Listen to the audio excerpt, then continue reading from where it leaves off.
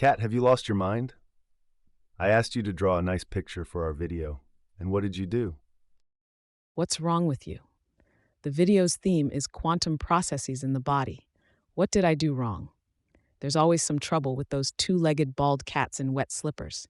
Ah, why do I have to suffer through all this? But there's nothing to be done. Let's get started. Our channel already has plenty of videos talking about some ephemeral particles that fly around, collide, appear, and disappear in the name of quantum laws. But what about the manifestations of quantum effects in real life, specifically in the human body? I specifically emphasized in the body, because in fact, countless quantum effects constantly manifest around us. They surround us like Martin's fleas. You better keep quiet about diseases, you COVID bag. And I've never had fleas. Don't make things up. All right, calm down. People have always been curious about what that eye is that sits in their head and looks at the world through their eyes. And to find out, they weren't shy about using special methods. Archaeologists find Neanderthal skulls with holes that look like signs of trepanation. Who knows? Maybe our curious ancestors were trying to reach that magical eye. Thousands of years have passed since then, but people haven't stopped trying to uncover that eye. However, neither the Neanderthal's stone knife, nor the Inquisitor's tongs, nor the surgeon's scalpel have managed to dig out that eye.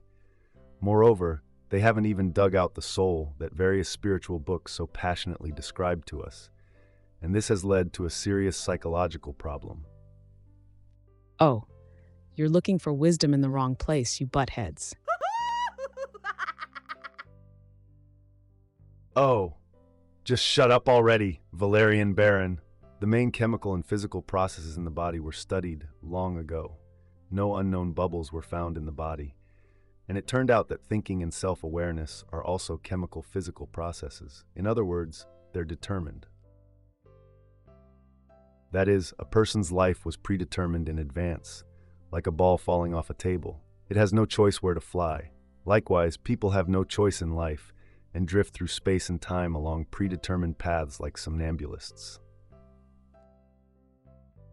There you have it, Zombieland in reality. I can't disagree. But with the understanding of quantum effects, things have slightly improved.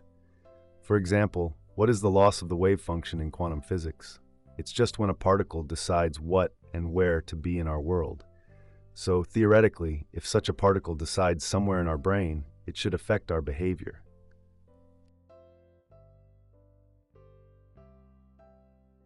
See, the universe got bored watching you drift along a predetermined path from birth to grave, so it came up with some variability. Moreover, your gods finally have a formal reason to punish you for bad behavior. So everyone benefits from this. Maybe you're right, but let's figure out if that's really the case. What do you mean by figure out? Did you forget about Roger Penrose? He's been saying for a long time that the processes of human thinking have a quantum nature. Yes, I know about the Hameroff-Penrose hypothesis. It's based on the idea that human consciousness is non-computable. Therefore, there's a high probability that quantum effects are used in its formation. With all due respect to Penrose, his hypothesis relies on Gödel's theorem, that is, on pure mathematics. Here's a simple explanation of Gödel's theorem. Imagine you have a very complex book of rules by which you're trying to describe all mathematical truths about numbers. Gödel proved that even if this book is very large and detailed, there will always be mathematical statements that are true but cannot be proven using just the rules from this book. This means that no such system of rules can encompass all truths. But it seems this theorem doesn't take into account that new approaches to solving problems have emerged. More precisely, the universe came up with them long ago. People have only now adopted them. I see where you're going. The development of artificial intelligence. It's hard to disagree. Artificial intelligence solves logical problems mathematically, but not by using strict mathematical rules. Oh, what a dumb phrase. It's immediately clear that you're a master of the epistolary genre. All right. Let me explain better. Let's imagine a drawn sine wave, the graph of the function y equals sine x. For example, we have this graph for angles from minus 360 to plus 360 degrees, and the task is to extend the graph to 370 degrees. How will an ordinary mathematician approach this problem? He'll calculate the sine for each of those 10 degrees by which the graph increases, plot the points on the graph, and connect them with lines. But in reality, this problem can be solved by a clever child. The child will guess that the graph will repeat its previous moves and draw their version, which won't be worse than the one the mathematician will make. It would seem that Penrose is right. But what if we use a modern neural network instead of a child to extend the graph? In simple terms, a neural network is a series of nodes with coefficients that intertwine and sum up with each other. The process of training a neural network is selecting those coefficients so that the output gives the desired number when the input is fed with the initial data. And if we train the neural network by feeding it the sine wave points that we already have, we'll get a sort of artificial intelligence that can calculate, or rather predict the sine value depending on the degree. If we ask it to predict the next 10 degrees of the graph, we'll get what we want. But how? We didn't use the sine formula.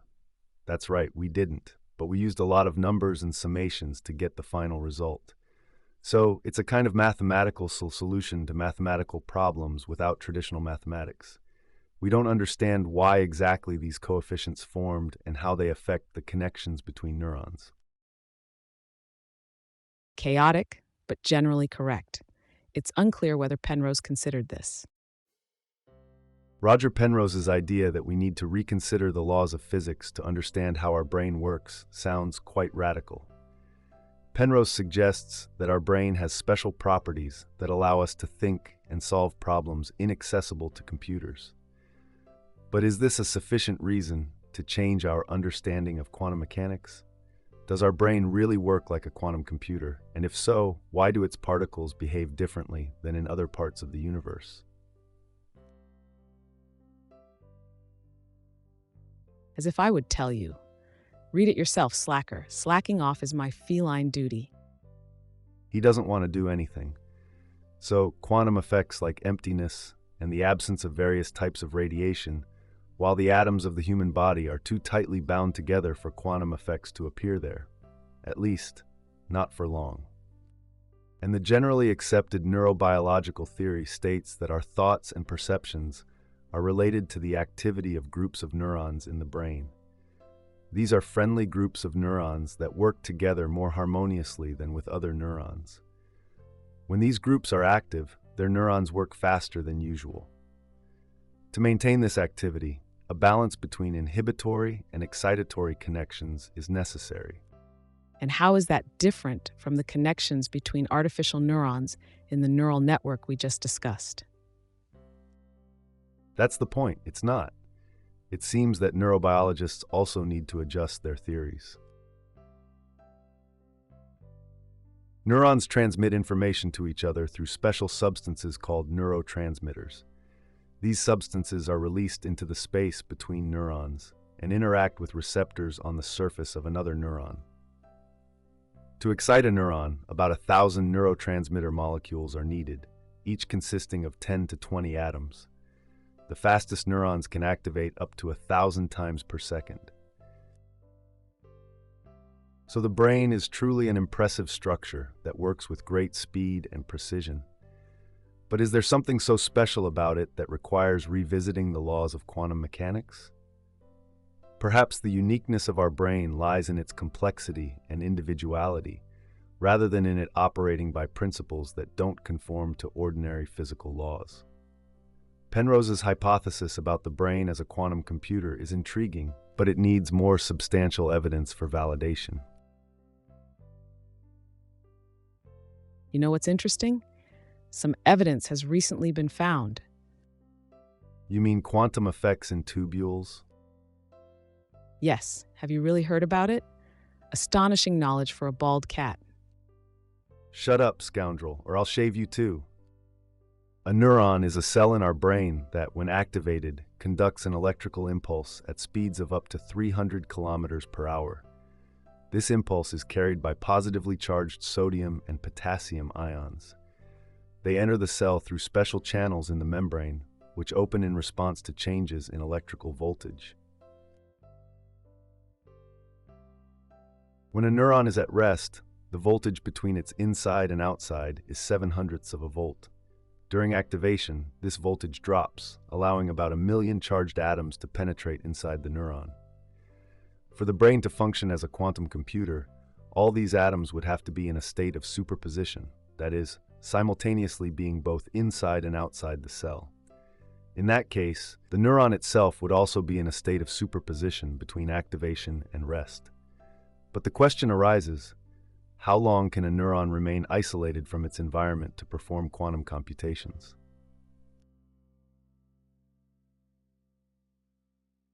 The axon is a long projection of a neuron that transmits electrical signals to other neurons. In 1999, Swedish astrophysicist Max Tegmark calculated that the quantum superposition of neuron states lasts very briefly, about 10 to the minus 20th power of a second. After this, decoherence occurs, meaning the neuron loses its quantum state and begins interacting with its environment. This is acknowledged even by Roger Penrose. Max Tegmark, in his book, Our Mathematical Universe, My Quest for the Fundamental Nature of Reality, published in 2014, notes the following. If my thoughts were the result of quantum processes, they would have to occur before quantum decoherence sets in, meaning I would need to think at a speed of 10 trillion thoughts per second. Maybe Roger Penrose can think that fast, but I certainly can't. Oh, this Max knows how to be sharp. I almost felt a twinge of envy. Nah, 10 Tegmarks couldn't compete with you. Besides, your trump card, peeing on slippers at the slightest offense, no one can surpass. You jinxed yourself again. Hehe. Oh, you'll get a sausage in your face for your jokes. But let's get back to our unfathomable consciousness. So despite the criticism of his hypothesis, Penrose didn't abandon it. He suggested that quantum effects occur in microtubules. Microtubules are long polymers found in some cells of the body. They are arranged in a tubular structure with an outer diameter of about 25 nanometers. Microtubules are found in all cells of the body, not just in neurons. They participate in cell division, organize space within cells, and facilitate the movement of substances within them. In the brain, quantum computations are only possible in the microtubules of the neuron's body and its dendrites, but not in axons, where the microtubules are too orderly.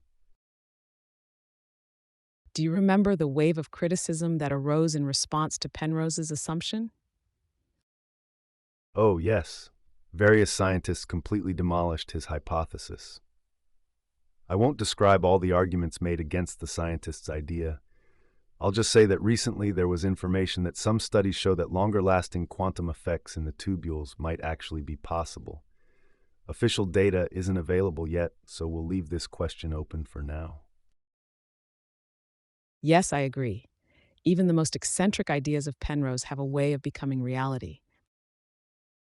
Do you want me to surprise you greatly? How? Are you going to find a job? I don't believe in fairy tales. If you keep pestering me, I'll send you off to catch mice in a warehouse. Tell me, did you know that magnetic resonance imaging, or MRI, is based on the phenomenon of nuclear magnetic resonance? The same phenomenon is used to control qubits in quantum computers. During the procedure, the device creates a powerful magnetic field that aligns the spins of hydrogen atoms in your brain. It turns out that your brain is sort of turned into a quantum computer. However, no one has yet managed to perform calculations in such a state that would be impossible for a classical computer. Or maybe no one has tried. But for quantum computations, it's important not only to align qubits, but also to entangle them correctly.